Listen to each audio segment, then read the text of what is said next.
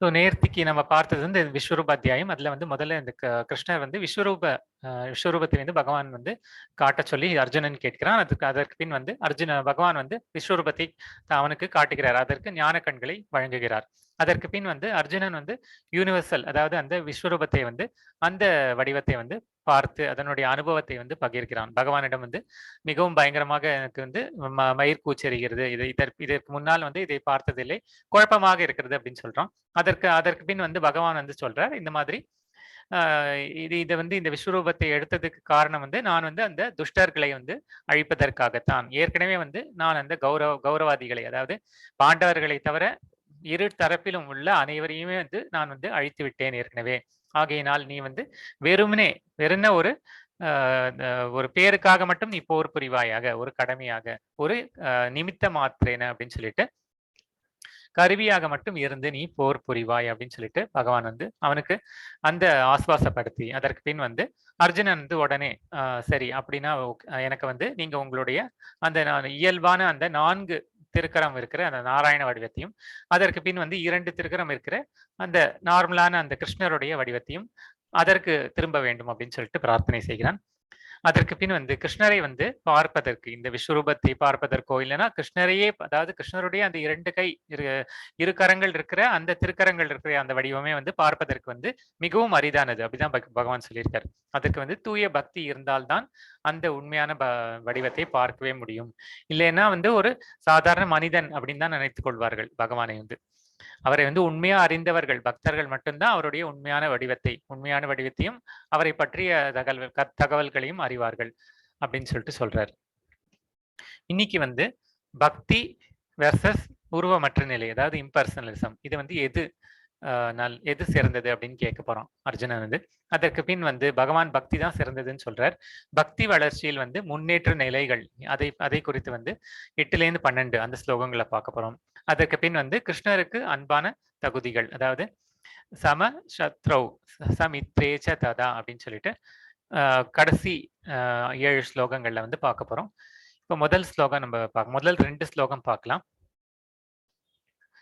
एवं सततयुक्ता ये अर्जुन उवाच एवं सततयुक्ता ये भक्तास्त्वां पर्युपासते येषाभ्यक्षरमव्यक्तं तेषां के योगवित्तमा. அர்ஜுனன் வந்து வினவினான், மிகவும் பக்குவமானவர்களாக கருதப்படுபவர்கள் யார்? எப்போதும் உமது பக்தி தொண்டில் முறையாக ஈடுபடுபவர்களா, அல்லது தோன்றாத அருவ பிரம்மனை, அதாவது அருவமான ஒரு தத்துவம், அதாவது நேத்திக்கு பார்த்தோம் இல்லையா, அதை வந்து பரபிரம்ம ஸ்வரூபம் அப்படின்னு சொல்லுவோம். அதாவது தோன்றாத அருவ பிரம்மம். பகவான் வந்து நம்முடைய ஹிருதயத்திற்குள் அந்த ஆதி யக்ஞா அப்படிங்கிற வடிவத்துல வந்து அந்த பரபிரம்ம ரூபத்தில் வந்து பரமாத்மா அப்படின்னு சொல்றோம், அந்த ரூபத்தில் சேவை சாதிக்கிறார். எப்பொழுதுமே சேவை சாதித்துக் கொண்டிருக்கிறார். அதை வந்து தியானிப்பது சிறந்ததா? ஏன்னா அதுக்கு வந்து ஒரு உருவமே கிடையாது அந்த பரபிரமத்துக்கு. அது சிறந்ததா? இல்லைன்னா வந்து உம்முடைய முறையாக பக்தி தொண்டில் ஈடுபட்டு உம்முடைய அந்த அர்ச்ச விக்கிரகத்தை வழிபடுவது வந்து அது சிறந்ததா அப்படின்னு வந்து கேட்கிறான். அதற்கு வந்து பகவான் வந்து பதில் சொல்றார், மையா வேஷ்ய மனோ ஏ யாம் நித்தியயுக்தா உபாசதே ஸ்ரத்தையா பரையோ வேதாஸ்தே மே யுக்ததமா மதஹா அப்படின்னு சொல்லிட்டு பகவான் கூறுகிறார். தனது தனிப்பட்ட உருவின் மீது, அதாவது பகவானுடைய தனிப்பட்ட உருவின் மீது மனதை நிலைநிறுத்தி திவ்யமான நம்பிக்கையுடன் எப்பொழுதும் எனது வழிபாட்டில் ஈடுபடுபவர்கள் மிகவும் பக்குவமானவர்களாக என்னால் கருதப்படுகின்றனர் அப்படின்னு சொல்லிட்டு பகவான் என்ன சொல்றாருன்னா, அவருடைய பக்தி தொண்டில் அதுல ஈடுபடுபவர்கள் தான் வந்து சிறந்தவர்கள் அப்படின்னு சொல்லிட்டு பகவான் சொல்றார். ஸ்வர்ணலதா மாதாஜி, ஸ்கிரீன் ஷேரிங் வருதா உங்களுக்கு? வருது. ஓகே, வருது. அவங்களுக்கு மட்டும் தான் வரல போல. அவங்க நெட் ஏதாவது ப்ராப்ளமா இருக்கும். ஓகே மாதாஜி. சோ வந்து பகவான் இதுல என்ன சொல்றாருன்னா, அந்த உருவமற்ற நிலையை வந்து வணங்குவதுங்கிறது ஒரு கடினமான வேலை. அது வந்து பண்றது வந்து கஷ்டம். ரொம்ப அதுல அந்த அதற்கு உண்டான அந்த அஷ்டாங்க யோகங்கள், அந்த பயிற்சி எல்லாம் இருக்கிறவங்க தான் வந்து அந்த உருவமற்ற நிலைக்கு, அந்த வழிபாட்டுக்கு போவார்கள்.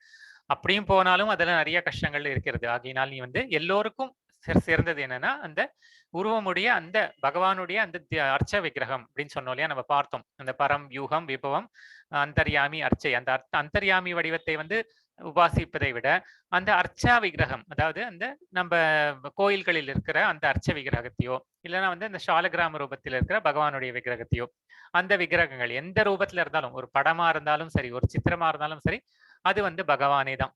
அந்த அந்த அந்த ஒரு உருவமுள்ள வழிபாட்டை தான் நான் வந்து அதன் மீது முறையான பக்தி செய்பவர்களுக்கு தான் வந்து நான் வந்து அங்கீகரிக்கிறேன். அவர்தான் வந்து பக்குவமானவர்கள் அப்படின்னு சொல்லிட்டு பகவான் இதுல பதில் சொல்றார். இதற்கு பின் வந்து 3-4 ஸ்லோகங்கள்ல வந்து த்வக்ஷர மனிர்தேஷ்யம மவ்யக்தம் பர்யுபாசத்தே சர்வத்திர மச்சிந்தியம் ச கூடஸ்த மச்சலம் துருவம் அப்படின்னு சொல்லிட்டு இந்த 2 ஸ்லோகங்கள்ல வந்து ஆனால் தோற்றமளிக்காததும் புலனுணர்க்கு அப்பாற்பட்டதும் இருப்பதும் ஆன, எங்கும் நிறைந்ததும் சிந்தனைக்கு எட்டாததும் ஆன, மாற்றம் இல்லாததும் நிலையானதும் அசைவற்றதுமான பூரண உண்மையின் அருவத்தன்மையை வந்து முழுமையாக வழிபடுபவர்கள் பல்வேறு புலன்களை கட்டுப்படுத்தி எல்லோரிடத்திலும் வந்து சமமாக பழகி, சமநோக்குடன் பழகி, அனைவருக்கும் நன்மை தரும் செயல்களில் ஈடுபட்டு இறுதியில் என்னை அடைகின்றனர் அப்படின்னு சொல்லிட்டு, அது வந்து கொஞ்சம் கஷ்டமான பாதை தான். அந்த அருவத்தன்மை வந்து வணங்குவதுங்கிறது ஒரு கடினமான பாதை தான். ஏன்னா வந்து அந்த அந்த அஷ்டாங்க யோகங்கள்லாம் செய்யணும். அந்த அவர்களுடைய அந்த புலன்களை எல்லாம் கட்டுப்படுத்தி அந்த நிறைய நியம நிஷ்டைகள்லாம் இருக்கிறது. ஆகையினால் வந்து முதல்ல ஒரு அருவத்தன்மை வந்து நம்மளுடைய நெற்றிக்கு, நம்மளுடைய சிந்தையில் வந்து கொண்டு வருவதுங்கிறதே ஒரு கடினமான விஷயம். அதை வந்து ஒரு உருவம் இருந்தாதான் நம்மளுடைய மனம் வந்து அதை வந்து கிரகித்து கொள்ளும். ஒரு உருவமில்லாத நிலையை வந்து அதையே தியானித்துக் கொண்டு இருப்பதுங்கிறது கொஞ்சம் கஷ்டமானதுதான். இருந்தாலும் அதையும் பழகுபவர்களுக்கும் வந்து நான் வந்து இறுதியில் வந்து என்னை அடைகின்றனர். அவர்களும் வந்து அந்த கஷ்டமான பாதையில போனாலும் அவர்களும் இறுதியில் என்னுடைய அந்த பரமமான இலக்கை தான் அடைகின்றனர் அப்படின்னு சொல்லிட்டு பகவான் இந்த ஸ்லோகத்துல 2 ஸ்லோகத்துல சொல்றார். இப்போ அடுத்த ஸ்லோகம் வந்து முக்கியமான ஸ்லோகம் இந்த அத்தியாயத்துல 5வது ஸ்லோகம். क्लेशो अधिगदरस् तेषाम् अव्यक्ता सक्तचेतसाम् अव्यक्ता हि गदिर दुःखம் தேகவத் பரவாப்பியதே அப்படின்னு சொல்லிட்டு, எவரது மனம் பரமனின் தோன்றாத அருவத்தன்மையிடம் பற்றுதல் கொண்டுள்ளதோ அவர்களது வளர்ச்சி வந்து மிகவும் கடினமானதாகும். அதான் இப்ப பகவான் தான் சொல்றார். அருவத்தன்மையில வந்து வணங்குவதுங்கிறது ரொம்ப கடினமான பாதை. அவ்வழியில் முன்னேற்றம் காண்பது உடலை உடையவர்களுக்கு எப்பொழுதுமே வந்து ஒரு சிரமமானதாகும் அப்படின்னு சொல்லிட்டு பகவான் வந்து இதுல திட்டவட்டமாகவே சொல்லிவிட்டார். இந்த வந்து அருவத்தன்மையை வந்து வணங்குவது ரொம்ப கஷ்டமான காரியம். ஆனா கஷ்டமான காரியத்துக்கு நீங்க போக வேண்டாம். நீ வந்து இப்ப இதுல பாக்குறோம், இந்த படத்துல பாக்குறோம் இல்லையா, இந்த அர்ச்ச விக்கிரகத்துக்கு வந்து பூஜை பண்றது, அதற்கு வந்து ஆராதனை செய்வது, அந்த மாதிரி செய்வதுதான் சிறந்தது. உனக்கு வந்து அதுதான் வந்து சுலபமானது. ஆகையினால் வந்து இந்த அருவத்தன்மையிடம் பற்றுதல் கொள்வது வந்து கொஞ்சம் கடினமான காரியமாகும். அது வந்து சிரமமானது அப்படின்னு சொல்லிட்டு இதுல சொல்றார். அதற்கு பின் 6-7 ஸ்லோகங்கள்ல வந்து பகவான் திருப்பி சொல்றார். ஆனால் தங்களது எல்லா செயல்களையும் எனக்காக துறந்து பிறழாமல் என் மீது பக்தி செலுத்தி எனது பக்தி தொண்டில் ஈடுபட்டு எப்போதும் என் மீது தியானம் செய்து தங்களது மனத்தை வந்து என்னில் நிறுத்தி எவரெல்லாம் என்னை வழிபடுகின்றார்களோ பிருதாவின் மகனே, அவர்களை வந்து பிறப்பு இறப்பு என்னும் கடலிலிருந்து உடனடியாக நான் வந்து காப்பாற்றுபவனாக நான் இருக்கிறேன் அப்படின்னு சொல்லிட்டு இல்ல அந்த பக்தி தொண்டில் ஈடுபடுபவர்கள் அவர்களை வந்து நான் வந்து அந்த பிறப்பு இறப்பு அப்படிங்கிற சூழல்லேருந்து, அந்த சுழல்லேருந்து வந்து நான் காப்பாற்றி விடுகிறேன், காப்பாற்றி நான் கரை சேர்க்கிறேன் அப்படின்னு சொல்லிட்டு பகவான் இந்த பக்தி தொண்டை சொல்றார். இப்போ வரப்போற ஸ்லைட்ல வந்து என்னெல்லாம் விதத்துல பக்தி செய்யலாம் அப்படிங்கறத வந்து பகவான் சொல்ல போறார். இப்போ அதையும் நம்ம பார்ப்போம். முதல்ல சொல்றது வந்து இந்த அனன்ய பக்தி. இது வந்து நம்ம ஏற்கனவே நம்ம பார்த்திருக்கோம். அனன்ய பக்தி வந்து அந்நிய அப்படின்னா வந்து வேறொரு அப்படின்னு அர்த்தம். அனன்யனா வேறொன்று இல்லாதது, அதாவது பகவானிடம் மட்டுமே செய்யப்படுகின்ற அந்த ஒரு கலப்படமற்ற ஒரு குழப்பமில்லாத ஒரு பக்தி. அதாவது பகவானையும் வேண்டிக் கொண்டு மற்ற தெய்வங்களையும் வேண்டிக் கொண்டு செய்வது வந்து அனன்ய பக்தி கிடையாது. அனன்ய பக்தினா வந்து ஒரு கலப்பு இருக்கக்கூடாது. எந்த விதத்திலுமே கலப்பு இருக்கக்கூடாது. பகவானுக்காகவே மட்டுமே செய்யப்பட வேண்டும். அதுலயும் வந்து ஒரு சுயநலம் இல்லாமல் தன்னுடைய சுய லாபத்திற்காக எதுவும் செய்யக்கூடாது. பகவானுடைய சந்தோஷத்துக்காக அந்த செய்யப்படுற அந்த உயர்ந்த பக்தி, அந்த உயர்ந்த நிலை வந்து அனன்ய பக்தி. இது வந்து 8வது ஸ்லோகத்துல பகவான் சொல்றார். மையேவ மன ஆதஸ்த்வ மயி புத்திம் நிவேஷயஹ நிவசிஷ்யசி மையேவ அத ஊர்த்வம் ந சம்சயஹ அப்படின்னு சொல்லிட்டு, முழுமுதற் கடவுளான என் மீது உனது மனதை நிறுத்தி உன்னுடைய முழு அறிவையும் என்னில் ஈடுபடுத்துவாயாக. இவ்வாறு நீ எப்போதும் என்னிலேயே வாழ்வாய் என்பதில் ஐயமில்லை அப்படின்னு சொல்லிட்டு அதுதான். இப்போ வந்து நம்ம உண்ணும் சோறு, பருகும் நீர், தின்னும் வெற்றிலை எல்லாம் கண்ணன். அதாவது அது வந்து ரொம்ப கஷ்டம். அந்த மாதிரி இருக்கிறதுங்கிறது இது ஹையஸ்ட் லெவல். இது வந்து இது வந்து ரொம்ப அந்த பரமபாகவதர்கள்லாம் அப்படிதான் இருந்திருக்கிறார்கள். எல்லோருமே வந்து அவர்களுடைய வாழ்க்கையில் பார்த்தீர்களானால் காலையில் எழுந்ததிலிருந்து தூங்க போகும் வரை, ஏன் தூங்கும் போது கூட அவர்கள் வந்து பகவானையே தான் நினைத்துக் கொண்டிருப்பார்கள். அது அவர்களுடைய வாழ்விலிருந்து வேற வேலைகள் வேற அவர்களுக்கு அப்படின்னு சொல்ற செய்யக்கூடிய வேலைகள் வந்து எதுவுமே இருக்காது. எல்லாமே வந்து பகவானை டைரக்ட் டுவர்ட்ஸ் பகவான். எல்லாமே வந்து it would been directed towards பகவான். அவரை நோக்கியே எல்லா காரியங்களும் செய்யப்படும். அப்படிப்பட்ட ஒரு பக்தி நிலை வந்து அதுதான் உயர்ந்தது. அது வந்து அனன்ய பக்தி அப்படின்னு சொல்லிட்டு இந்த ஸ்லோகத்துல பகவான் சொல்றாரு. முழு அறிவையும் வந்து என்னில் ஈடுபடுத்துவாயாக அப்படின்னு சொல்லிட்டு இது முதல் ஆப்ஷன். இதுதான் வந்து பெஸ்ட். ஆகையினால் நீ வந்து முழு மனதோட என்னிலேயே ஈடுபடுவாயாக. உன்னோட மனதை வந்து என்னிலேயே நிறுத்தி அந்த பக்தியிலேயே ஈடுபட முயற்சி செய் அப்படின்னு சொல்லிட்டு ஃபர்ஸ்ட் ஆப்ஷன் கொடுக்குறாரு. அதற்கு பின் வந்து 9, 10 இதுல வந்து சாதன அப்புறம் நிஷ்காம கர்மயோகம் அப்படின்னு சொல்லிட்டு அதச்சித்தம் சமாதாதும் நஷக் நஷி மயி ஸ்திரம் அபியாச யோகேன ததா மாமிச்சாப்தும் தனஞ்சய அப்படின்னு சொல்லிட்டு செல்வத்தை வெல்பவனான அர்ஜுனா, உனது மனதை என் மீது பிறழாது நிலைநிறுத்த முடியாவிடில், அதாவது முன்னாடி சொன்ன அந்த ஆப்ஷன், முன்னாடி சொன்னபடி அந்த அனன்ய பக்தி செய்ய முடியாவிடில் பக்தி யோகத்தின் ஒழுக்க நெறியை பின்பற்றுவாயாக. என்னை அடைவதற்கான விருப்பத்தினை இதன் மூலம் நீ விருத்தி செய்வாயாக அப்படின்னு சொல்லிட்டு அட்லீஸ்ட் அதாவது உன்னால வந்து முழுசா அதை வந்து ஃபுல்லா அதாவது ஃபுல் கான்சன்ட்ரேஷனோட முழுசா உன்னோட முழுமையாக உன்னால் அர்ப்பணிக்க முடியவில்லை என்றால் அப்படின்னா வந்து அந்த பக்தி தொண்டிற்கு செய்யப்படும் அந்த ஒழுக்க நெறிகள், அதாவது அந்த 4 பிரின்சிபிள்ஸ் அப்படின்னு சொல்றோம் இல்லையா நம்ம. இப்ப நம்ம அதை பத்தி பார்க்க போறோம். வரப்போற அத்தியாயங்கள்ல வந்து அந்த 4 பிரின்சிபிள்ஸ் பத்தி நம்ம பார்க்க போறோம். அது என்னன்னு அப்ப பார்க்கலாம். பக்திக்கு அதாவது ஒரு பக்தர் அப்படின்னு சொல்லிட்டு வந்துட்டாலே ஒரு நியமங்கள் உண்டு. அதாவது ஒரு சிலது செய்யலாம், ஒரு சிலது செய்யக்கூடாது அப்படின்னு இருக்கு. அந்த சாத்வீகமான உணவா இருக்கட்டும், தன்னுடைய நடத்தையா இருக்கட்டும், எல்லாமே வந்து ஒரு ஒழுங்காக வர வேண்டும், ஒழுங்காக இருக்க வேண்டும். அந்த அந்த பக்தி நெறிகளை வந்து நீ பின்பற்ற நீ வந்து அதற்கு நீ வந்து முயற்சி செய். இப்போ வந்து நம்ம ஜபம் எல்லாம் செய்யறோம், அதுவும் வந்து அந்த ஒழுக்க நெறியில ஒன்றுதான். ஜபங்கள் செய்வது இது எல்லாமே வந்து இது ஒரு சாதனம் தான். இது பகவானை வந்து செய்யக்கூடிய ஒரு சாதனம். பகவானை வந்து பக்தி செலுத்துவதற்காக செய்யக்கூடிய ஒரு சாதனங்கள். ஜபம் செய்வதா இருக்கட்டும், ஜப தபங்கள், அப்புறம் வந்து நம்ம காத்த நீராடுவது, தூய்மையாக இருப்பது, மற்றவர்களை வந்து நிந்திக்காமல் இருப்பது, இன்னும் என்னெல்லாம் நல்ல குணங்கள் பக்தர்களுக்கு இருக்குமோ அனைத்துமே வந்து எல்லாமே இதெல்லாம் ஒரு சாதனம் தான். ஆகையினால் இந்த சாதன பக்தியை நீ வந்து கடைபிடிக்க முயற்சி செய்வாயாக அப்படின்னு சொல்லிட்டு 2வது ஆப்ஷன் கொடுக்கிறார். இப்ப 3வது ஆப்ஷன் சொல்றார், நிஷ்காம கர்ம யோகம் அப்படின்னு சொல்லிட்டு. அபியாசே அபியச மர்த்தோ அசி மத்கர்ம பரமோ பவ மதர்த்தமபி கர்மாணி குர்வன் சித்தி மவாப்யசி அப்படின்னு சொல்லிட்டு பக்தி யோகத்தில் விதிகளை வந்து உன்னால் பயிற்சி செய்ய முடியாவிடில், முன்னாடி சொன்னபடி அந்த பயிற்சி முறைகளை, அதாவது அந்த நெறிகளை, ஒழுக்க நெறிகளை வந்து உன்னால் முழுவதுமாக கடைபிடிக்க முடியாவிடில் எனக்காக மட்டும் செயலாற்ற முயல்வாயாக. ஏனெனில் எனக்காக செயல்படுவதன் மூலம் நீ பக்குவ நிலையை வந்தடைவாய். ஒரு லெவலா சொல்லின்னு வர்றார் பகவான். முதல்ல வந்து என்ன சொல்றார், அனன்ய பக்தி, என்னையே வந்து முழுவதுமாக சரணடைந்து என்னிலேயே நீ லயித்திருக்க வேண்டும். அது முடியல அப்படின்னா வந்து அதுக்கு அடுத்தது வந்து அந்த ஒழுக்க நெறிகளை வந்து பக்தி ஒழுக்க நெறிகளை வந்து நீ பின்பற்ற முயற்சி செய்ய வேண்டும். அதுவும் முடியல அப்படின்னா வந்து என்னை மட்டுமே, அதாவது எனக்காக மட்டுமே நீ செயலாற்ற நீ வந்து முயற்சி செய்வாயாக. மற்ற தெய்வங்களையும் வழிபட்டு கொண்டு என்னையும் வழிபட அது வந்து சரி, அது வந்து தூய்மையான ஒரு பக்தி கிடையாது.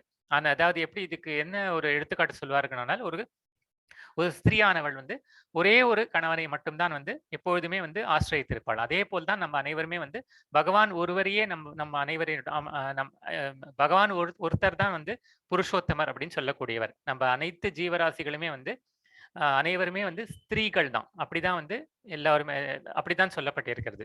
அனைத்து ஜீவாத்மாக்களும் வந்து ஒரு பெண்களாகத்தான் சொல்லப்பட்டிருக்கிறது. பகவான் ஒருவர் தான் வந்து ஒரே ஆண். ஆகையினால் வந்து அனைவருமே வந்து பகவான் ஒருத்தரை மட்டும்தான் வந்து ஆசிரியத்திருக்க வேண்டும். ஆகையினால் என்னை மட்டுமே நீ வந்து எனக்காக மட்டுமே நீ செயல்படுவதற்கு நீ முயல்வாயாக. அப்படி நீ பண்ணினா அது மாதிரி வந்து எனக்காக மட்டுமே நீ வந்து நீ அந்த செயல்களை செயலாற்றி வந்தால் மெதுவே உனக்கு வந்து அந்த பக்குவ நிலை வந்து அதற்கு அடுத்த நிலையில் வந்து உன்னை கொண்டு சேர்க்கும் அப்படின்னு சொல்லிட்டு இந்த நிஷ்காம கர்மயோகம் அப்படிங்கிறது இதை சொல்றார். அதற்கு பின் வந்து சகாம கர்மயோகம் அப்படின்னு சொல்லிட்டு அதற்கு பின் ஞான தியான யோகங்களை பத்தி சொல்ல போறார் 11, 12 ஸ்லோகங்கள்ல. ஆனால் என்னை பற்றிய இத்தகு உணர்விலும் உன்னால் செயலாற்ற முடியாவிடில் உனது செயலின் எல்லா விளைவுகளையும் தியாகம் செய்து ஆத்மாவில் நிலை பெற வந்து முயற்சி செய் அப்படின்னு சொல்லிட்டு இது வந்து ஆக்சுவலா இது நிஷ்காம கர்மயோகத்தை தான் பகவான் சொல்றார். இதுல சகாம கர்மயோகம் அப்படின்னா என்னன்னா, இதுல நிஷ்காம கர்மயோகம் அப்படின்னா என்னன்னா, அந்த பலன் மேல் பற்று இல்லாமல் செயல்படுவது வந்து நிஷ்காம கர்மயோகம். கர்மத்தை மட்டும் செய்து கொண்டு பகவானிடம் அந்த பலன் செயலுக்கான பலனை வந்து பகவானிடம் விட்டு விடுவது. நம்ம வந்து அது ஒரு பலனை எதிர்பார்த்து செய்வது கிடையாது. இந்த ஒரு லாபம் கிடைக்கும் அப்படின்னு நினைச்சு செய்யறது இல்லை. இதுவே வந்து ஒரு லாபத்தை எதிர்பார்த்து ஒரு ஐஸ்வர்யத்தையோ ஒரு செல்வத்தையோ மற்ற எந்த லாபத்தை எதிர்பார்த்தோ வந்து பகவானிடம் ஒரு செலுத்தக்கூடிய அந்த பக்தி வந்து அது வந்து அடுத்த தரம் தான். அது வந்து சகாம கர்மயோகம் அப்படின்னு சொல்லப்படும். இப்போ இதுக்கும் அடுத்து சொல்றார் வந்து இப்பயிற்சியினை உன்னால் ஏற்றுக்கொள்ள முடியாவிடில் ஞானத்தை விருத்தி செய்வதில் உன்னை ஈடுபடுத்திக்கொள். அதாவது வெவ்வேறு அந்த வேத நூல்கள், கிரந்தங்கள், அந்த வேத உபனிஷத்கள் அவற்றை படித்து அந்த ஞானத்தை விருத்தி செய்து கொண்டு அதில் ஈடுபடுத்திக்கொள். இருப்பினும் ஞானத்தை விட தியானம் சிறந்தது. அந்த அஷ்டாங்க யோகம் அப்படின்னு சொல்றோம் இல்லையா, அந்த தியானம் வந்து சிறந்தது. தியானத்தை விடவும் செயல்களின் பலனை தியாகம் செய்தல் மிகவும் சிறந்தது அப்படின்னு சொல்லிட்டு ஒன்னொன்னு அடுத்தடுத்த நிலையை பகவான் சொல்லிட்டே வர்றார். ஞானத்தை விட வந்து தியானம் சிறந்தது. தியானத்தையும் விட வந்து அந்த பலனை தியாகம் செய்துவிட்டு பகவானுக்காக ஒரு பலன் நோக்கு செயல்களில் அந்த பலனை எதிர்பார்க்காமல் செய்யப்படும் அந்த காரியங்கள் வந்து அந்த பகவானை நோக்கி செய்யப்படும் காரியங்கள் அது சிறந்தது. ஏனெனில் இத்தகு தியாகங்களினால் மனத அமைதியை நீ வந்து அடைய முடியும் அப்படின்னு சொல்லிட்டு வெவ்வேறு வழிமுறைகளை பக்தி வந்து எந்தெந்த விதத்துல வந்து நீ செய்யலாம் அப்படிங்கிறது ஒரு வரமுறை பகவான் வந்து சொல்றார். இதற்கு பின் வந்து 13, 14 ஸ்லோகங்கள்ல வந்து அத்வேஷ்டா சர்வபூதானாம் மைத்ர கருண ஏவச்ச அப்படிங்கிற 2 ஸ்லோகங்கள்ல எவன் ஒருவன் பொறாமை இல்லாதவனாக எல்லா உயிர்களுக்கும் அன்பான நண்பனாக தன்னை உரிமையாளராக கருதாதவனாக அகங்காரத்திலிருந்து விடுபட்டவனாக இன்ப துன்பங்களில் சமநிலையுடையவனாக சகிப்புத்தன்மையுடன் எப்பொழுதும் திருப்தியுற்று சுய கட்டுப்பாடு உடையவனாக தனது மனதையும் புத்தியையும் என்னில் நிலைநிறுத்தி உறுதியுடன் பக்தி தொண்டில் ஈடுபட்டுள்ளானோ என்னுடைய அத்தகு பக்தன் எனக்கு மிகவும் பிரியமானவன் அப்படின்னு சொல்லிட்டு தன்னுடைய அந்த பக்தனுடைய அந்த பெருமையை மகாத்மியத்தை வந்து பகவான் இங்க கூறுகிறார். யாரெல்லாம் வந்து எல்லோரையும் வந்து சமமாக கருத வேண்டும். அதுதான் வந்து அது வந்து ஏன்னா எல்லா ஜீவராசிகளுக்குள்ளும் பகவான் இருக்கிறார். எப்படி வந்து ஒரு நம்முள் வந்து பகவான் இருக்கிறாரோ அதே போல்தான் ஒரு நாயாக இருந்தாலும் சரி, ஒரு மரமாக இருந்தாலும் சரி, எதுவாக இருந்தாலும் சரி, எந்த உயிரினமா இருந்தாலும் சரி, அதற்குள்ளும் அதே பகவான் தான் இருக்கிறார் அந்த பரமாத்மா ரூபத்தில். ஆகையினால் அனைவருமே வந்து நீ சமமாக கருத வேண்டும். அந்த அகங்காரத்திலிருந்து நீ விடுபட வேண்டும். நான் தான் செய்யறேன் அப்படிங்கிற அகங்காரத்திலிருந்து இன்ப துன்பங்கள் வந்து வரும்பொழுது சமமாக நீ கருத பழக வேண்டும். ஆகையினால் இந்த மாதிரி ஒரு சுய கட்டுப்பாடு இவையெல்லாம் இருக்கக்கூடிய அந்த பக்தன் வந்து எனக்கு பிரியமானவன். இப்போ இந்த படத்துல எல்லாம் பாக்குறோம் இல்லையா, இந்த சுதாமாங்கிறவர் வந்து ரொம்ப சுய கட்டுப்பாடோடு இருக்கக்கூடிய ஒரு உயர்ந்த பக்தர் அவர். ஆகையினால்தான் பகவான் வந்து அவருக்கு எவ்வளவோ அவருடைய நண்பன் வேற. அவர் சிறு வயதில் ஒரு நண்பன் வேற. அவருக்கே வந்து ஒரு பாத பூஜை கூட செய்யறார் பகவான். அவ்வளவு பெரிய ஒரு மகாத்மா அவர் சுதாமா அப்படிங்கிறவர் வந்து.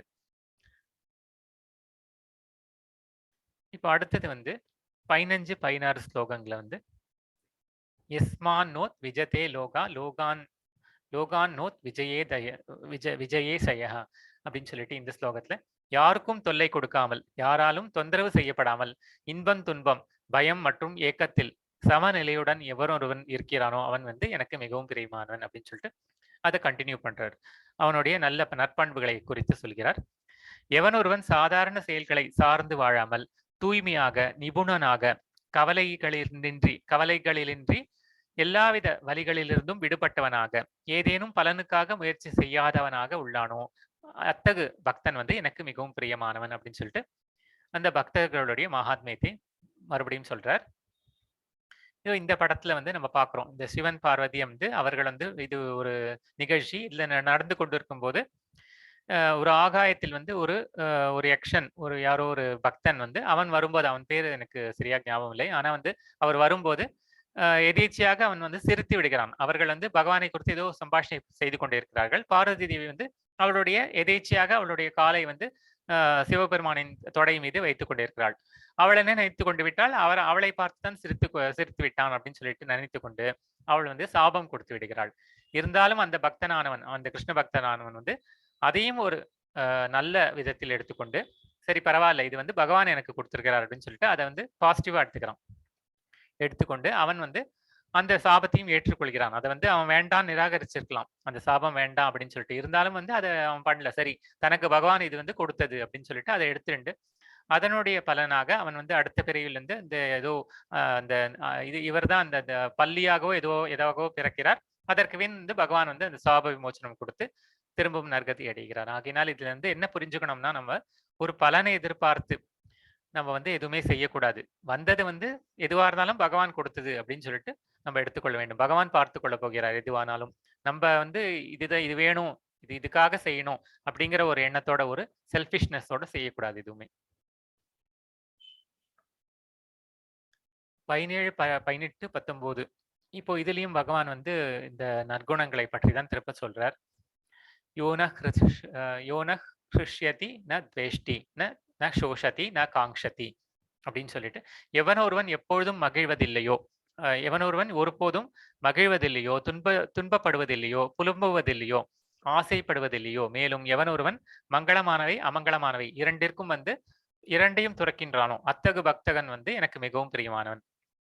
எதுவுமே வந்து எதுலையுமே வந்து ஒரு ஓவரா, அதாவது மகிழ்ச்சி வந்தா ரொம்ப கூத்தாடவும் கூடாது, துன்பம் வந்தா ரொம்ப அதற்காக கலங்கி போய் வந்து அதற்காக புலம்பவும் கூடாது. எவன் ஒருவன் நண்பர்களையும் எதிரிகளையும் சமமாக பாவித்து மான அவமானம், இன்ப துன்பம், வெப்பம் குளிர், புகழ்ச்சி இகழ்ச்சி ஆகியவற்றில் நடுநிலை வகித்து களங்கம் தரும் தொடர்புகளிலிருந்து எப்பொழுதும் விடுபட்டு மௌனமாக இருக்கிறானோ, எதனை கொண்டும் திருப்தியுற்று தங்குமிடத்திற்காக கவலைப்படாமல் அறிவில் நிலை பெற்று பக்தி தொண்டில் ஈடுபட்டுள்ளானோ, அத்தகு மனிதன் வந்து எனக்கு மிகவும் பிரியமானவன். இப்போ இந்த 2 படங்கள் பார்க்கிறோம். அப்பேற்பட்ட பக்தர்கள் தான் நம்ம பார்க்கிறோம். இதுல இந்த கதையிலையும் இந்த அம்பரீஷன் கதை, இதுலயும் வந்து நான் நேத்திக்கே சொல்லியிருந்தேன் உங்களுக்கு சாட்ல. அம்பரீஷன் வந்து மகாபக்தன். அவன் வந்து அந்த ஏகாதசி விரதத்தை வந்து ஸ்ரத்தையாக மேற்கொண்டு வந்தான். அப்பொழுது வந்து அந்த துர்வாசர் வந்து அந்த ஏதோ ஒரு சந்தர்ப்ப வசத்தால் அங்க வந்து அவனுக்கு ஒரு சாபம் இடுவதற்காக கை தூக்கினப்போ, அந்த சுதர்சன சக்கரம் வந்து அவனை காப்பாற்றுவதற்காக பகவான் கொடுத்து வைத்திருந்தார் அவனிடம். அவன் கேட்கவில்லை, இருந்தாலும் கொடுத்து வைத்திருந்தார் அவனிடம். அப்பொழுது அந்த சுதர்சன சக்கரம் வந்து அந்த ராட்சசனை வந்து அதை அழித்து விட்டு அந்த துர்வாசரையும் வந்து துரத்தி கொண்டு போகிறது. அப்பொழுது அவர் 3 லோகங்களுக்கும் சென்று சிவபெருமான், பிரம்மா, அப்புறம் வந்து மகாவிஷ்ணு எல்லாரிடமும் போய் கேட்கிறார். யாருமே வந்து அபயம் அளிக்கவில்லை. ஏன்னா வந்து ஒரு பக்தனுக்கு வந்து அவன் அபச்சாரம் விளைத்து விட்டான். ஆகையினால் அந்த பக்தனின் காலிலேயே நீ போய் விழுந்தால்தான் உனக்கு வந்து பாப விமோச்சனம் அப்படின்னு சொன்ன உடனே அவர் வந்து திரும்பவும், ஏன்னா வந்து துர்வாசருங்கிறது நம்மளுக்கு தெரியும், அவர் பெரிய மகர்ஷி. அவருக்கு வந்து ஒரு கர்வம் இருந்தது. ஏன்னா அவர் எவ்வளவுக்கு எவ்வளவு அவர் சாபம் கொடுக்கிறாரோ அவ்வளவுக்கு அவ்வளவு அவருடைய தப வலிமை வந்து வளர்ந்து கொண்டே போகும் அப்படின்னு சொல்லிட்டு அவருக்கு ஒரு வரம் வாங்கி வச்சிருந்தார். அதனால அவருக்கு ஒரு கர்வம். யாரிடமேனால் நாம் சாபம் கொடுத்து விடலாம், நம்மை பார்த்து எல்லாரும் பயந்து விடுவார்கள் இருந்தார். ஆனா ஒரு தூய பக்தனிடம் அவருடைய அந்த அந்த அந்த ஒரு அந்த ஒரு கர்வம் வந்து பலிக்கவில்லை அந்த தூய பக்தன் முன்பு. ஆகையினால் அவர் வந்து தன்னுடைய கர்வத்தை வந்து இழந்து அதற்கு பின் வந்து அவனிடம் சரணடைந்தார். இதுல இருந்து அதே மாதிரிதான் இப்போ இந்த பிரகலாதன்ட்டையும் அவன் வந்து அந்த ஹிரண்யகிசுபு பல அபச்சாரங்கள் பட்டான். இருந்தாலும் வந்து கடைசியில் வந்து பகவான் வந்து ஒவ்வொரு சந்தர்ப்பத்திலையும் அவனை காப்பாற்றி கொண்டு தான் வந்தார். இது வந்து ஒரு அசைக்க முடியாத ஒரு பக்தி இருக்க வேண்டும். அதே சமயத்தில் மற்றவர்களுக்கு தீங்கும் நினைக்க கூடாது. மற்றவர்களுக்கு தீங்கு நினைத்து நம்ம வந்து நல்லது கிடைக்கணும், நம்மளுக்கு நல்லது வரணும் அப்படின்னு நினைக்க கூடாது. அது வந்து ஒரு அசுரத்தன்மை தான் காட்டுகிறது. ஆகையினால் ஒரு தூய பக்தனாக இருக்கக்கூடியவன் வந்து எல்லா விதத்திலையுமே வந்து சமநிலையாக இருக்க வேண்டும் அப்படின்னு சொல்லிட்டு பகவான் இங்க சொல்றார். இப்போ இது கடைசி ஸ்லோகம் இந்த அத்தியாயத்துல. ஏது தர்மாமிருதம் யதோத்தம் பர்யுபாசத்தே ஸ்ரத்ததானா மத்பரமா பக்தாஸ்தே தீவ மே பிரியா. பக்தி தொண்டு என்னும் இந்த அழிவற்ற பாதையில் பின்பற்றி என்னை பரம இலக்காக வைத்து நம்பிக்கையுடன் தன்னை ஈடுபடுத்துபவர்கள் வந்து எனக்கு மிகவும் பிரியமானவர்கள் அப்படின்னு சொல்லிட்டு இந்த அத்தியாயம் முழுக்கவே வந்து அந்த பக்தர்களுடைய மகாத்மியத்தை தான் பகவான் வந்து சொல்லிக் கொண்டு வருகிறார். இப்போ வந்து இதுல இந்த படத்துல பாக்குறது வந்து நம்ம இந்த இவர் வந்து இந்த வில்வமங்கல தாகூர்னு நினைக்கிறேன். இவர் வந்து இவரை பத்தி நம்ம கதை நம்ம ஏற்கனவே பார்த்தோம் நம்ம ஏற்கனவே. ஸோ இதுல இந்த அத்தியாயம் வந்து இதனுடன் முடிவடைகிறது. இருந்தாலும் வந்து இதோட சம்மரி நம்ம பார்த்துட்டு இன்னும் ஒரு சில ஸ்லைட்ஸ் நம்ம பார்க்கலாம் இன்னைக்கு. இதுல வந்து பக்தி மற்றும் உருவமற்ற நிலை அதை பத்தி கேட்டோன்னா பகவான் வந்து பக்தி தான் சிறந்தது, உருவமற்ற நிலை வந்து அது வந்து இட் இஸ் நாட் ரெக்கமெண்டட் அப்படின்னு சொல்றாரு. அதற்கு பின் வந்து பக்தி வளர்ச்சியின் முன்னேற்ற நிலைகள், அந்த வெவ்வேறு விதமான அந்த நிலைகள், பக்தி நிலைகள் பார்த்தோம். அதற்கு பின் வந்து கிருஷ்ணருக்கு அன்பான அந்த பக்தர்களின் தகுதிகள் அதெல்லாம் என்னங்கிறத பகவான் வந்து விவரமா சொன்னார். இதற்கு பின் வந்து இந்த வில்வமங்கல தாகூர் கதை வந்து நம்ம ஏற்கனவே பார்த்துட்டோம். அதனால நம்ம இப்ப பார்க்க போறது இல்லை திருப்ப. இப்போ இதுல வந்து நம்ம என்ன பார்க்கிறோம்னா, இப்போ வந்து நம்ம இஸ்கான்ல நம்ம இருக்கோம். இப்போ இந்த பக்தி தொண்டு அப்படின்னு சொல்லிட்டு நம்ம வந்து அதுதான் அதை குறித்து தான் நம்ம இந்த அத்தியாயம் முழுக்கவே பார்த்தோம். இதுல வந்து 9வது அத்தியாயத்திலும் சொல்லியிருக்கு. அதாவது எத் கரோஷி எத் அஸ்னாசி எத் ஜுஹோஷி ததாசியத் எத் தபஸ்யசி கௌந்தேய தத் குருஷ்வம் அவதர்ப்பணம் அப்படின்னு சொல்லிட்டு, எதையெல்லாம் நீ செய்கின்றாயோ, எதையெல்லாம் நீ உண்கின்றாயோ, எதையெல்லாம் நீ படைக்கின்றாயோ, எதையெல்லாம் நீ கொடுக்கின்றாயோ, எதையெல்லாம் நீ எந்த தவங்களை எல்லாம் செய்கின்றாயோ அனைத்தையும் வந்து எனக்கு அர்ப்பணமாக நீ செய்வாயாக அப்படின்னு சொல்லிட்டு பகவான் சொல்லியிருக்காரு. ஆகையினால வந்து நம்ம அனைவருமே வந்து நம்மால் இயன்ற ஏதாவது ஒரு சேவையை, ஒரு தொண்டை வந்து பகவானுக்கு செய்ய வேண்டும். இப்போ வந்து இஸ்கான் மங்களூரு அவர்கள் தான் வந்து இந்த பகவத்கீதை இந்த 18 நாளா இருக்கட்டும், இது தவிர நிறைய கிளாஸ்லாம் நடத்தி கொண்டு வருகிறார்கள். அவர்களுக்கு வந்து இந்த ஒரு பெரிய கோயில் கூட எழுப்புவதற்கு அவர்கள் வந்து அந்த பூமி பூஜை எல்லாம் ஆகிவிட்டது. ஆகையினால் நம்ம வந்து முடிந்த உதவி வந்து நம்ம செய்யலாம், முடிந்தா செய்யலாம். இது எதுவும் நிர்பந்தம் கிடையாது. இது ஏதோ ஒரு டொனேட் பிரிக் அப்படின்னு சொல்லிட்டு ஒரு கல் அதுக்கு வந்து நீங்க டொனேஷன் கொடுக்கலாம். அப்படி இல்லைன்னா வந்து donate square feet of land அதற்கும் கொடுக்கலாம். இல்லைன்னா தர்மகர்த்தா சேவை அப்படின்னு இருக்கு, தர்மாதிகாரி சேவை அப்படின்னு இருக்கு. இதை தவிர வந்து நித்திய அன்னதானம் அது சம்பந்தமான சேவைகளும் நீங்க செய்யலாம். நிறைய பேருக்கு வந்து அன்னதானம் தினமுமே வந்து நடைபெறுகிறது. அதற்கு வந்து நீங்க வந்து தூப சேவை, அப்புறம் க்ஷீர நைவேத்திய சேவை, புஷ்ப அலங்கார சேவை, ராஜபோக சேவை, சர்வ சேவை அப்படின்னு சொல்லிட்டு, இல்லைன்னா எவ்வளவு முடியுமோ ஆஸ் பர் யுவர் விஷ் அப்படின்னு சொல்லிட்டு இந்த டொனேஷன் லிங்க்ஸ்லாம் நாங்க உங்களுக்கு அனுப்புறோம். இது வந்து எதுவுமே வந்து நிர்பந்தம் கிடையாது. உங்களால முடிஞ்சதுன்னா நீங்க கொடுக்கலாம், எவ்வளவு முடிஞ்சாலும் கொடுக்கலாம். அதை வந்து இவ்வளவுதான் கொடுக்கணும் அப்படிங்கிறது ஒரு கணக்கு கிடையாது. ஏதோ நம்மளால முடிஞ்சது நம்ம வந்து பகவானுக்கு செய்யக்கூடிய ஒரு சேவை அப்படின்னு செய்யலாம்னா செய்யலாம். இது வந்து அப்படி இல்லை, நான் வந்து லைஃப் பேட்டர்ன் எடுத்துக்கிறேன் அப்படின்னு நீங்க ஆசைப்பட்டீங்கன்னா இந்த life pattern, ISKCON life pattern எடுத்துக்கலாம் நீங்க. அது லைஃப் டைம் மெம்பர்ஷிப். அது அதற்கு வந்து ஒரு சில சலுகைகள்லாம் கொடுக்கப்பட்டிருக்கிறது.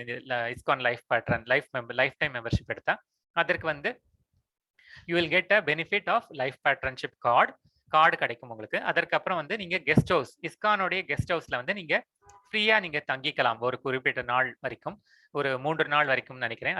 அது உங்களுக்கு இன்ஃபார்ம் செய்யப்படும். நீங்க அந்த ஒன்ஸ் நீங்க எடுத்தோன்னு you will get regular intimation of ISKCON festivals. அதற்கப்புறம் வந்து பிரபுபாதாவின் புக்ஸ் அதெல்லாம் உங்களுக்கு வந்து காம்ப்ளிமெண்டா கிடைக்கும், இன்க்ளூடிங் பாகவதம், ஸ்ரீமத் பாகவதமுமே வந்து உங்களுக்கு ஃபுல் செட் கிடைக்கும். அதற்கப்புறம் வந்து பில்கிரிமேஜ் ட்ரிப்ஸ் அதெல்லாம் வந்து அதனுடைய இன்டிமேஷன் அது சம்பந்தமான ஒரு சலுகைகள்லாம் கிடைக்கும். அதற்கப்புறம் வந்து அட்டெண்ட் வந்து ஸ்பிரிச்சுவல் ரெட்ரீட்ஸ், செமினார்ஸ் அதற்கும் வாய்ப்புகள் கிடைக்கும். அதற்கப்புறம் வந்து special puja on your birthday. இப்போ இது வந்து இஸ்கான் லைஃப் பேட்டர்னா எடுத்தா இதுக்கு வந்து இந்த சலுகைகள்லாம் இருக்கிறது. இதற்கு வந்து இதனுடைய இதெல்லாம் பார்ப்போம். நம்ம இத லிங்க்ஸ் உங்களுக்கு நாங்க அனுப்புவோம். இப்போ நம்ம எந்தெந்த இடத்துலலாம் இஸ்கான் இருக்கு, அந்த கோயில்கள் இருக்கு, அதை நம்ம பார்ப்போம். இது வந்து வெஸ்ட் வெர்ஜீனியா. இன்னைக்கு நம்ம பார்த்தோம்னா இன்னைக்கு கிளாஸ்க்கு முன்னாடி ஒரு ஸ்லைட் ஷோ பார்த்தோம். அதுல கூட வந்து இந்த வெஸ்ட் வெர்ஜீனியால தான் வந்து பிரபுபாதாவுக்கு வந்து ஒரு தங்கத்திலான ஒரு பேலஸ், ஒரு மாளிகை வந்து கட்டியிருக்கிறார்கள். அது வந்து நம்ம அந்த படங்கள் தான் இவை. இது வந்து யூகேல இருக்கிற இஸ்கான் கோயில். இது பக்தி வேதாந்தா மேனர். இது உக்ரைன்ல வந்து இஸ்கான் ஃபெஸ்டிவல்ஸ் நடந்தப்போ எடுத்த இந்த ஸ்னாப்ஷாட்ஸ். அதற்கு பின் வந்து இது ஆப்பிரிக்கா, துர்பன், சவுத் ஆப்பிரிக்கால இருக்கிறது. இது நம்ம எல்லாருக்குமே தெரிஞ்சிருக்கும் நிறைய பேருக்கு. இது வந்து மாயாப்பூர். இதுதான் வந்து ஹெட் குவார்ட்டர்ஸ். இது இஸ்கானுடைய இந்த இந்தியால இருக்கிற ஹெட் குவார்ட்டர்ஸ் மாயாப்பூர் தான். இது வந்து பிரம்மாண்டம். இப்போ கூட ரீசெண்டா வந்து மாயாப்பூருக்கு வந்து யாத்திரை நம்ம இஸ்கான் பெங்களூரு வந்து அரேஞ்ச் பண்ணி எல்லோருமே வந்து இந்த கார்த்திகை மாசத்தில் வந்து அந்த தாமோதர மாசத்தில் சென்று விட்டு வந்தார்கள், சேவித்து விட்டு வந்தார்கள். இதுவும் அதே தான். இஸ்கான் மாயாப்பூர் அவங்களுடைய அந்த டெய்டிஸ் மூலவர்கள். இது வந்து விருந்தாவன், இஸ்கான் விருந்தாவன். இங்க தான் வந்து பிரபுபாதா வந்து இருந்தார். முதல்ல வந்து அவர் நிறைய நாள் இருந்து நிறைய நம்ம பார்த்தோம் இல்லையா? முதல் நாள் பார்த்தோம். நிறைய அவர் புக்ஸ் எல்லாம் எழுதி இங்க இருந்து தான் அவர் வந்து தினமும் போய் அந்த டெல்லிக்கு போய் நிறைய சேவைகள்லாம் செய்து விட்டு வந்தார் அவர். இது வந்து மும்பைல இருக்கிற இஸ்கான், ஜுஹு மும்பை. இது வந்து சென்னையில இருக்கிற இஸ்கான் இது. இது திருப்பதி இஸ்கான். இதுவும் நிறைய பேருக்கு தெரிஞ்சிருக்கும் இது. இது வந்து உஜ்ஜைன்ல இருக்கிற இஸ்கான் டெம்பிள். இது பூனே. அப்புறம் இதுவும் வந்து ஒரு ஃபேமஸ். இதுவும் பார்த்திருப்பீர்கள். இது வந்து டெல்லி இஸ்கான் இது. இது வந்து நோய்டா. அதற்கு பின் வந்து இது வந்து நம்முடைய இஸ்கான் மங்களூரு. நம்ம வந்து மங்களூர்ல இருக்கக்கூடிய ஸ்ரீ ஸ்ரீ ராதா கோவிந்தா டெம்பிள். அவர்கள் வந்து இப்பொழுதுதான் அதுக்கு தான் வந்து இப்போ வந்து நம்ம அந்த ஒரு பெரிய கோயில் வந்து எழுப்பிக் கொண்டிருக்கிறார்கள் அவர்கள். அது கட்டுமான பணி ஆரம்பித்து விட்டது. அதற்கு வந்து இப்போ இந்த லைஃப் பேட்ரான் பார்த்தோம் இல்லையா? அந்த லைஃப் டைம் மெம்பர்ஷிப் நீங்க எடுத்தீங்கனால் அதற்குரிய அந்த சலுகைகள்லாம் நம்ம பார்த்தோம் இப்போ. அதுதான் திருப்பி போட்டிருக்காங்க. அதற்கு வந்து ஒரு காஸ்ட் கொடுத்துருக்காங்க 35,000 அப்படின்னு சொல்லிட்டு ஒன் டைம் பேமெண்ட். இதை தவிர வந்து நீங்க நித்திய ராஜபோக சேவை இப்ப நம்ம முன்னாடி பார்த்ததுதான் 500 இல்ல 1000 அந்த மாதிரி நிறைய க்ஷீர நைவேத்திய சேவை அப்படின்னு சொல்லிட்டு தூப சேவை அப்படின்னு சொல்லிட்டு நிறைய இருக்கு. உங்களுக்கு லிங்க்ஸ் உங்களுக்கு ஷேர் பண்றோம். இது எல்லாமே வந்து இஸ்கான் மங்களூரு டொனேட் நவ் அப்படிங்கிற லிங்க்ல வந்து நீங்க போனீங்கனால நீங்க வந்து உங்கள் விருப்பப்படி நீங்கள் செய்து கொள்ளலாம் இது. ஸோ இந்த அத்தியாயம் வந்து இதோட நம்ம முடிச்சுக்கலாம் இன்னைக்கு கிளாஸ். போலிங் ஸ்டார்ட் பண்ணிடலாம் இன்னைக்கு. ஏன்னா 2 போல் வந்து மிஸ் ஆயிடுது. ஸோ நேத்திக்கு போலிங், இன்னைக்கு போலிங் ரெண்டுமே பண்ணிடலாம்.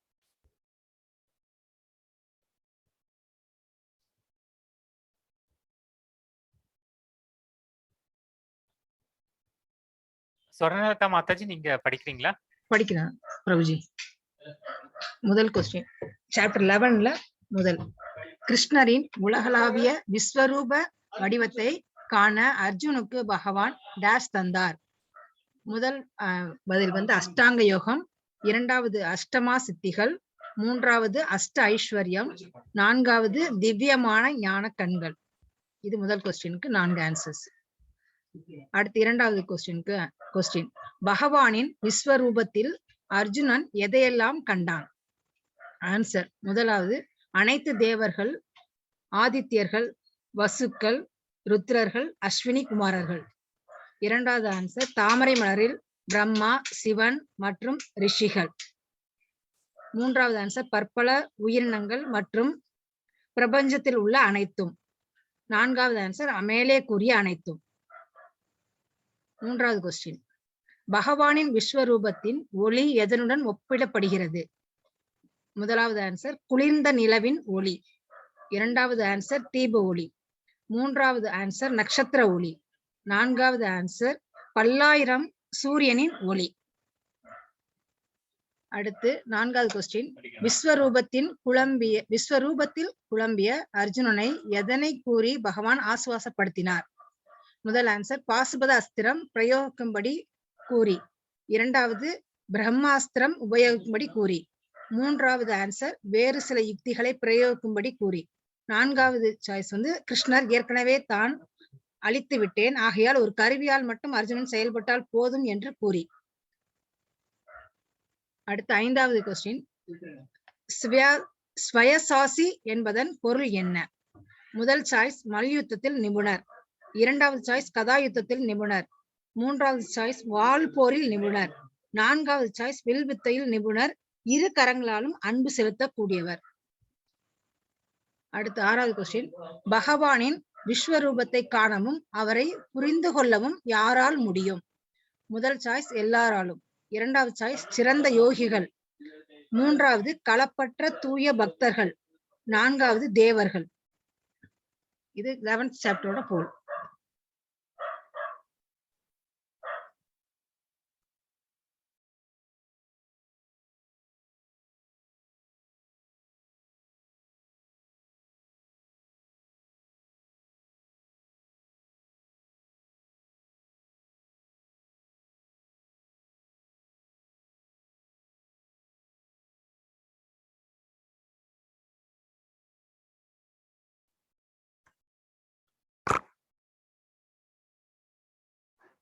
அநேகமா எல்லாருமே எடுத்துட்டாங்க.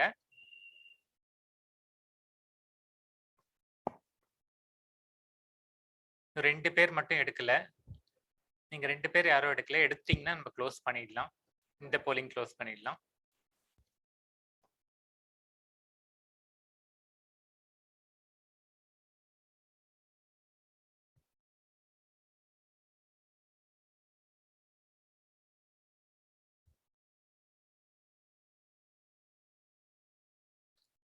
I think we can close, Mataji.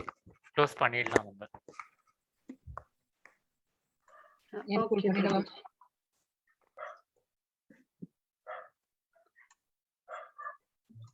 So first questionக்கு வந்து ஆன்சர் வந்து திவ்யமான அந்த ஞான கண்கள் தான் கொடுத்தாரு. அது நம்ம பார்த்தோம் ஏற்கனவே. அதனால தான் வந்து பகவான் கொடுத்த அப்புறம் தான் அவனால் பார்க்க முடிஞ்சது. 2வது கொஸ்டினுக்கு ஆன்சர் வந்து மேலே கூறிய அனைத்துமே. எல்லோரையுமே அவன் பார்த்தான். அனைத்து இதுல மேல எல்லா ஆப்ஷன்ல இருக்கிற அனைத்துமே வந்து அவன் வந்து பார்க்க முடிந்தது. அதற்கு பின் 3வது கொஸ்டின் வந்து பல்லாயிர சூரியனின் ஒளி. அது எல்லாருமே கரெக்டா சொல்லியிருக்கீங்க. இது 3மே நீங்க எல்லாருமே கரெக்டா சொல்லியிருக்கீங்க. ரொம்ப சந்தோஷம். அதற்கு பின் வந்து 4வது வந்து விஸ்வரூபத்தில் குழம்பிய அர்ஜுனன் வந்து பகவான் என்ன சொல்றாருன்னா, ஏற்கனவே நான் வந்து அவர்களை அழித்து விட்டேன் அந்த எதிரிகளை. ஆகையினால் வந்து நீ நிமித்தமார்த்தமாக ஒரு கருவியாக மட்டும் இருந்து போர் புரிவாயாக அப்படின்னு சொல்லிட்டு அநேகமா எல்லாருமே சொல்லியிருக்கீங்க. கரெக்டா சொல்லியிருக்கீங்க. அதற்கு பின் வந்து வில் வித்தையில் நிபுணர். அதுதான் கரெக்ட். அதுவுமே எல்லாருமே கரெக்டா சொல்லிட்டீங்க. அதற்கு பின் வந்து கடைசி இது வந்து கலப்பற்ற தூய பக்தர்கள். இதுவும் எல்லாருமே சரியா சொல்லியிருக்கிறீர்கள். ரொம்ப சந்தோஷம். எல்லாருமே சரியா இந்த 11வது அத்தியாயம் எல்லாருமே சரியாக நீங்க புரிந்து கொண்டே இருக்கிறீர்கள். ரொம்ப சந்தோஷம். ஸோ இப்போ இது வந்து இது ஸ்டாப் பண்ணிட்டு இன்னைக்கு உண்டான போல்ஸ் நம்ம இன்னைக்கு லான்ச் பண்ணலாம். இப்போ சாப்டர் 12. சுமித்ரா மாதாஜி நீங்க படிக்கிறீங்களா? ஓகே பிரபுஜி. யாரோ போல் வந்து டிஸ்ப்ளே ஆகலன்னு போட்டிருக்காங்களே பிரபுஜி சாட்ல. இல்ல நான் இப்ப ஷேர் ரிசல்ட்ஸ் பண்ணினேன். நான் அப்புறமா பண்ணினேன். ஓ ஓகே. மிகவும் பக்குவம் அடைந்தவர்களாக கருதப்படுபவர் யார் என்று பகவான் கூறுகிறார். ஃபர்ஸ்ட் ஆப்ஷன், தோற்றாத அருவ பிரம்மனை வழிபடுபவர்கள், எப்போதும் பகவானின் பக்தி தொண்டில் முறையாக ஈடுபடுபவர்கள். நம்பர் 2 கொஸ்டின், சந்நியாச ஏந்திர கிராமம் என்பதன் பொருள் என்ன? கிராமங்களில் சென்று வாழ்வது, அனைத்து புலன்களையும் கட்டுப்படுத்துவது, சந்நியாசம் கொள்வது, இதில் எதுவும் இல்லை. நம்பர் 3 கொஸ்டின், அனன்ய பக்தி என்றால் என்ன? அதுக்கு ஆப்ஷன்ஸ் வந்து டிராக் பண்ணிக்கிறேன். மற்ற தெய்வங்களிடம் பக்தி தொண்டு, கிருஷ்ணரிடம் பக்தி செய்வது. செகண்ட் ஆப்ஷன், கிருஷ்ணரின் மீது மட்டுமே முழுமையாக செய்யும் சுயநல கலக்காத பக்தி. சுயநல பலன் நோக்கு எண்ணத்துடன் கிருஷ்ணரிடம் மட்டும் பக்தி செய்வது. நம்பர் 4 கொஸ்டின், அனன்ய பக்தி செய்ய இல்லாவிட்டால் எதை பகவான் பரிந்துரைக்கிறார்? சாதன பக்தி பிராக்கெட்ல பக்தி யோகத்தின் முழுக்க நெறிகளை பின்பற்றுவது, நிஷ்காம கர்மா யோகம். தேர்ட் ஆப்ஷன் வந்து காமக கர்ம யோகம்.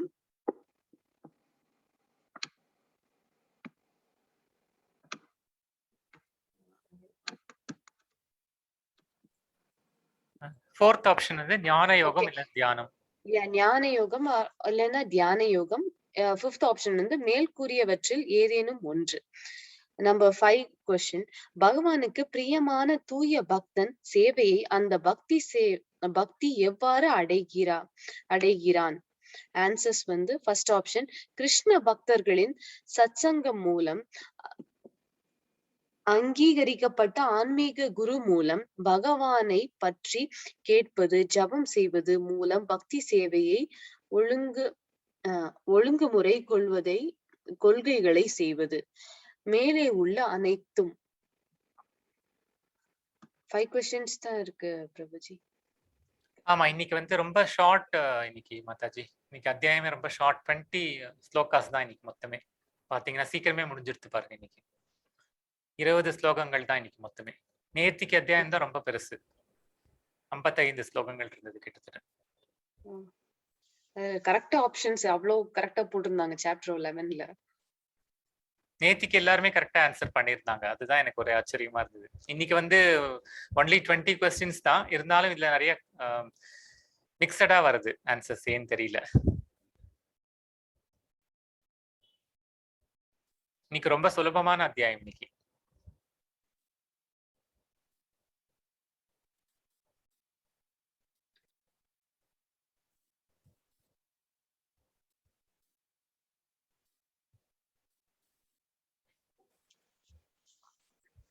இன்னைக்கு கதை சொல்ல போறீங்களா மாதாஜி? ஏதானு ப்ரிப்பேர் பண்ணிருக்கீங்க? ப்ரிப்பேர் பண்ணிருக்கேன் பிரபுஜி. ஆனா எல்லாருக்கும் ஃபெமிலியரான ஸ்டோரி தான், பரவாயில்லையா? No problem, no. ஏன்னா இன்னைக்கு டைம் நிறைய இருக்கு இன்னைக்கு, so you can tell story. ஏன்னா அவங்க வந்து ஹேமலதா மாதாஜி அந்த வந்து நாரத முனி கதை எல்லாம் ஏற்கனவே ப்ரிப்பேர் பண்ணிருப்பாங்க. சோ அந்த லிஸ்ட்ல இல்லாத கதை தான் இந்த இது. No problem. நாளைக்கு வராங்கன்னு நினைக்கிறேன். Hemalatha Mataji will come tomorrow. நாளைக்குல வந்துருவாங்க அவங்க. ஆமா, நாளையில இருந்து அவங்களுக்கு அந்த நாரத முனி கதை சொல்றேன் அப்படின்னு சொல்லி சொல்லியிருந்தாங்க. ஏற்கனவே ப்ரிப்பேர் பண்ணிருந்தேன்னு சொன்னாங்க. சோ அதனால நான் அதை டச் பண்ணல.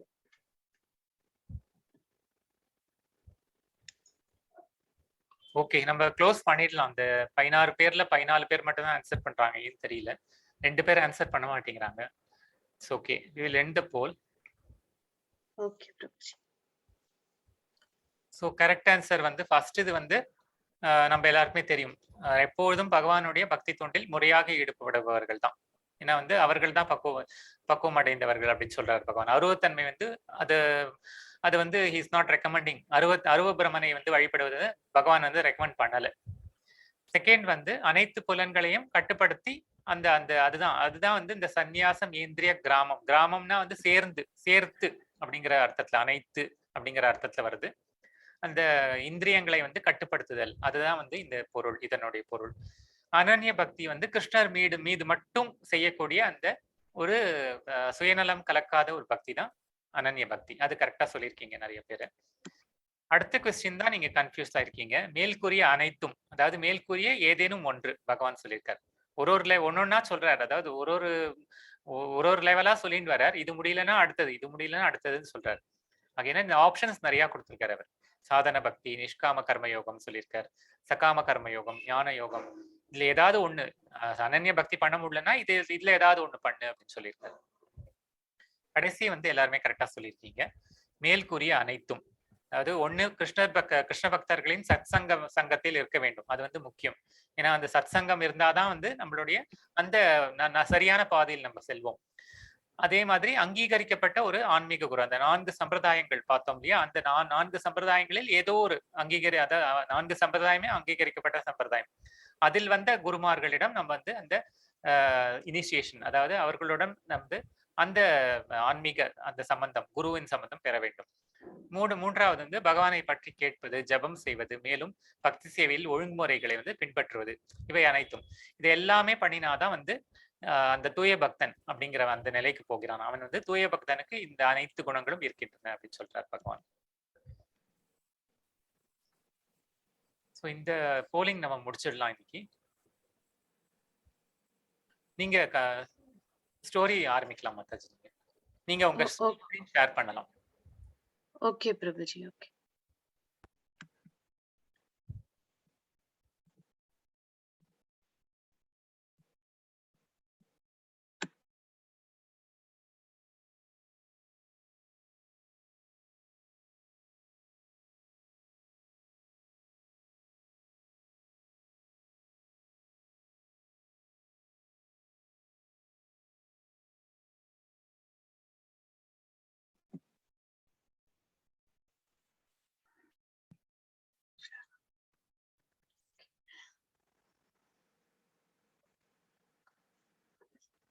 என்னோட ஸ்கிரீன் ஷெரிதா பிரபுஜி? தெரியுது மாதாஜி, தெரியுது. நமக்கு இந்த கதை தான் நம்ம இன்னைக்கு பார்க்க போறோம். மகாபாரத கதையில வந்து பறவையின் வட்டமான கருக்கண்களை தான் பார்க்கிறேன். அந்த கதை தான் இன்னைக்கு பார்க்க போறோம். இது எல்லாருக்குமே தெரிஞ்ச கதை. நம்ம சின்ன வயசுல இருந்து இந்த கதைய வந்து எல்லா புக்ஸ்லயுமே பிரிண்ட் பண்ணிருப்பாங்க. அந்த கதை தான் இது. இது ஒண்ணும் பெருசா ஒண்ணும் சொல்றதுக்கு இல்ல. ஆனா இருந்தாலும் நான் ஷார்ட்டா சொல்றேன். அப்ப வந்து துரோணாச்சாரியார் வந்து அர்ஜுன வந்து இப்ப அவங்க வந்து பாடசாலையில வந்து எல்லாரும் கல்வி பயின்றுட்டு இருக்காங்க. அப்ப வந்து ஒரு டெஸ்ட் வைக்கிறாங்க. மாணவர்கள் எல்லாருக்குமே டெஸ்ட் வைக்கிறாங்க. டெஸ்ட் வைக்கும்போது இப்ப வந்து எல்லாரையும் கூப்பிட்டு வந்து உங்களுக்கு வந்து ஒரு கிளிய வந்து அந்த மரத்து மேல வச்சுட்டு அவங்க கேக்குறாங்க. துரோணாச்சாரியார் எல்லாரையும் கூப்பிட்டு கேக்குறாங்க. ஒவ்வொருத்தரா பாண்டவர்கள்ல ஒவ்வொருத்தரா வராங்க. என்னப்பா தெரியுது உனக்கு கூப்பிட்டு மரத்துல அப்படின்னு சொல்லி கேக்குறாங்க. அவங்க வந்துட்டு பிரான்ச்சஸ் தெரியுது, பிரான்ச் தெரியுது, வீடு தெரியுது, கிளை தெரியுது, இலைகள்லாம் தெரியுது, மாங்கனிகள் அந்த ஃப்ரூட்ஸ் எல்லாம் தெரியுது அப்படின்லாம் அவங்க சொல்றாங்க. அவங்க எல்லாம் சொல்லும்போது எல்லாரு டர்னும் முடிஞ்சிருச்சு. ஒவ்வொருத்தரா வரிசையா வந்து போயிட்டாங்க. அப்புறம் கடைசியா அர்ஜுனரோட முறை வருது. அப்போ உனக்கு என்ன தெரியுது அப்படின்னு கேக்குறாங்க. அவரு வந்து சொன்னாரு, எனக்கு கண்ணு மட்டும் தான் தெரியுது அப்படின்னு சொல்லி சொல்றாங்க. நல்லா கவனமா பார்த்து சொல்லுப்போ உனக்கு என்ன தெரியுது? இல்ல எனக்கு கண்ணு மட்டும் தான் தெரியுது அப்படின்னு அவங்க சொல்றாங்க. அப்புறம் வந்து அந்த நேரத்துல வந்து என்ன ஆகுது அப்படின்னா, அந்த தெருக்கள்ல வந்து ராஜா வந்து ஊர்வலமா நடந்து போறாரு. அந்த மேளதாளங்களோட நடந்து போறாங்க. அந்த ஒலிகள்லாம் எழுப்பிக்கிட்டே இருக்காங்க. இப்ப அது வந்து அவங்களுக்கே ஒரு தொந்தரவா கூட இருக்கு. ஆனா வந்து அது எதையுமே அவரு பொருள்படுத்தவே இல்ல. அவங்களுக்கு என்ன நடக்குதுன்னே தெரியல. ஏன்னா அவங்களோட அர்ஜுனரோட ஃபோக்கஸ் வந்து பாத்தீங்க அப்படின்னா, அவரோட எல்லா இதையுமே ஒரே இடத்துல தான் அவர் வச்சிருக்காரு. ஐம்புலன்களையும் ஒரே இடத்துல வைக்கிறாங்க இல்லையா? அதே மாரி அவரோட கண்கள், கைகள் எல்லா இதுவுமே ஒரே இடத்துல தான் இருக்கு. அந்த ஃபோக்கஸ். அத வந்து அங்க விட்டு எங்கேயுமே அவருக்கு சிதறவே இல்ல. அத பார்த்துட்டு துரோணாச்சாரியாருக்கு ரொம்ப ஆச்சரியமா இருந்தது. ஓ! நம்ம வந்து நல்ல மாணவன வந்து நம்ம ப்ரிப்பேர் பண்ணியிருக்கோம் அப்படின்னு சொல்லிட்டு, நம்ம தயார்படுத்தியிருக்கோம் அப்படின்னு அவருக்கு ஒரே சந்தோஷமா இருக்கு. அப்ப வந்து நீங்க வில்ல விடுங்க அப்படின்னு அவங்க சொல்லும்போது, அவர் கரெக்ட்டா அம்ப விடுறாரு. அம்ப விடும்போது கரெக்ட்டா ரொம்ப மிக சரியா அந்த கருப்பு வட்டத்துல போய் அது அடிக்குது. அது கண்ணுல போய் அடிக்குது. அதுக்கு வந்து எல்லாருக்கும் ரொம்ப பாராட்டுறாங்க. எல்லாரும் ரொம்ப சந்தோஷப்பட்டு அவர வந்து ரொம்ப சந்தோஷப்பட்டு ரொம்ப பிரைஸ் பண்றாங்க இந்த ஸ்டோரியில. இதுல இருந்து நம்ம என்ன தெரிஞ்சுக்கிறோம்? கதையான கருத்து என்ன தெரிஞ்சுக்கிறோம் அப்படின்னா, நம்ம ஒரு சமைக்கிறோம். இப்ப சமைக்கும்போது கூட நம்மளோட ஃபோக்கஸ் வந்து எங்கேயுமே வெளியில சிதறாம, ஒரே இடத்துல நீங்க கவனமா சமைச்சீங்க அப்படின்னா, அந்த ஒரு சமையல் கூட உங்களுக்கு அவ்ளோ அருமையா இருக்கும் அப்படின்னு அவங்க சொல்றாங்க. இப் அர்ஜுனன் வந்து இந்த கதையில வந்து எல்லா இடத்துலயும் நம்ம எல்லாரும் சொல்லுவாங்க. கிளாஸ்ல இதுலலாம் நம்ம பார்த்திருப்போம். ஃபோக்கஸ் பண்ணுங்க. கான்சென்ட்ரேட் பண்ணுங்க. இந்த இது கவனிங்க அப்படின்னு சொல்லுவாங்க. கிளாஸ கவனிச்சாதான் உங்களுக்கு பண்ண முடியும் அப்படின்னு. ஆனா அந்த கவனம் எப்படி வரணும் அப்படின்னா, நமக்கு கண்கள், காது எல்லாமே ஐம்புலங்களையும் நம்ம இங்கதான் கொண்டு வந்து நம்ம இது பண்ணணும். அப்ப எந்த தாட்ஸ் வந்தாலும் நம்ம 0 தாட்ஸ்ல கொண்டு வந்து நிறுத்தினோம் அப்படின்னா, அதுக்கு வந்து நம்ம எனர்ஜி வந்து எங்கேயுமே சிதறாது. அதே மாரிதான் அர்ஜுனனுக்கு வந்து எங்கேயுமே அவருடைய எனர்ஜி வந்து சிதறவே இல்ல. ஏன்னா கொஞ்சம் செதறுச்சுன்னா கூட அது அவங்களோட அந்த டார்கெட்ட வந்து அவங்க மிஸ் பண்றாங்க அந்த இடத்துல. அதனால நம்மளும் ஒரு சமையலா இருக்கட்டும், நம்ம ஒரு கார் டிரைவ் பண்றதா இருக்கட்டும், அப்ப வந்து சில பேர் பாட்டு கேட்டுட்டே வண்டி ஓட்டிட்டுலாம் போவாங்க. அப்ப நீங்க ஒரு வண்டி ஓட்டுறீங்கன்னா, அத மட்டும் ஒரு ஃபோக்கஸா பண்ணுங்க. இந்த டியூவல் ஒர்க் இதெல்லாம் பண்ணவே பண்ணாதீங்க. இதுதான் நம்ம வந்து இந்த கதையில இருந்து நம்ம கத்துக் குடுக்குறாங்க நமக்கு. ஒரே இதுலதான் நம்ம ஃபோக்கஸா இருக்கணும் அப்படின்னு. டபுள் த ஒர்க் எல்லாம் அதே டயத்துல பண்ணவே கூடாது அப்படின்னு சொல்றாங்க. Thank you. தேங்க்யூ மாதாஜி. இது அர்ஜுனனை பத்தி இன்னொரு தகவல் கூட நான் சொல்லணும். இதுல வந்து நம்ம அந்த யக்ஷபிரஸ்னம் அப்படிங்கிற ஒரு கதையில நம்ம பார்த்திருக்கோம் நம்ம ஏற்கனவே இல்லையா? அதுல கூட வந்து வந்திருக்கு. இந்த மாதிரி அவன் வந்து அவனுக்கு வந்து கண்களே கூட வேண்டாம். அர்ஜுனன் வந்து சொல்றான் அந்த இதுல. அந்த யக்ஷனோட வந்து வாய்ஸ் எந்த இடத்துல இருந்து வருது அப்படிங்கறத வச்சே அவன் வந்து அம்பு இதை எய்யக்கூடிய அந்த திறமை படைத்தவன். அவனுக்கு வந்து கண்களே கூட வேண்டாம் அவனுக்கு சொல்லுவான். அவன் வந்து வெறும் எனக்கு வந்து அந்த காற்றின் அந்த ஒலியை வைத்தே வந்து அந்த எந்த இடத்துல இருந்து அந்த ஒலி வருகிறது அதை வைத்தே நான் வந்து என்னுடைய இலக்கை நான் அடைந்து விடுவேன் அப்படின்னு சொல்லிட்டு அப்பேற்பட்ட ஒரு வில்லாளியா தான் அவன் இருந்திருக்கான். இருந்தாலும் வந்து கிருஷ்ணர் கிளம்பி போனப்புறம் இவனால இவ்வளவு பெரிய ஒரு வில்லாளியாக இருந்த அர்ஜுனன் வந்து கிருஷ்ணர் வந்து அவர் வந்து வைகுண்டத்துக்கு போன பிறகு அவன் வந்து அதே ஒரு சந்தர்ப்பத்தில் ஒரு காட்டில் வந்து கானகத்தில் வந்து அந்த துவாரகையிலிருந்து அனைவரையும் அழைத்து கொண்டு வரும்போது ஒரு திருடர்களிடம் அவனால் வந்து எதிர்த்து போரிட முடியவில்லை. அதையும் நம்ம புரிஞ்சுக்கணும். வந்து யாரா இருந்தாலும் அர்ஜுனனாவே இருந்தாலும் பகவான் கூட இருக்கும்போது மட்டும்தான் அவனால வந்து ஜெயிக்க முடிஞ்சது. எல்லாமே வந்து அதை நம்ம புரிஞ்சுக்கணும். நம்ம வந்து நம்ம என்ன காரியம் செஞ்சாலும் அதை வந்து பகவானை நம்ம வந்து அழைத்து கொள்ள வேண்டும். பகவான் இல்லாம நம்ம சுயநலமா பண்ணினோம்னா, அவரை நினைக்காமல் அவர் இல்லாமல் நம்ம தனியாக காரியம் செய்தோம் ஆனால் அது வந்து தோல்வியை தான் தழுவும். ஆகையினால் நம்ம வந்து என்னைக்குமே பகவானை ஹரே கிருஷ்ணா மகாமந்திரத்தை நம்ம ஜபித்து கொண்டே இருக்க வேண்டும். எந்த காரியம் செய்தாலும், சமையல் செய்தாலும் சரி, எதுவானாலும் பகவானுக்கு அர்ப்பணித்து விட்டு நம்ம அந்த ஒரு பக்தி பூர்வமாக எல்லா காரியங்களும் செய்ய வேண்டும் அப்படிங்கிறது நம்ம புரிஞ்சுக்கணும். இது இந்த ரெக்கார்ட்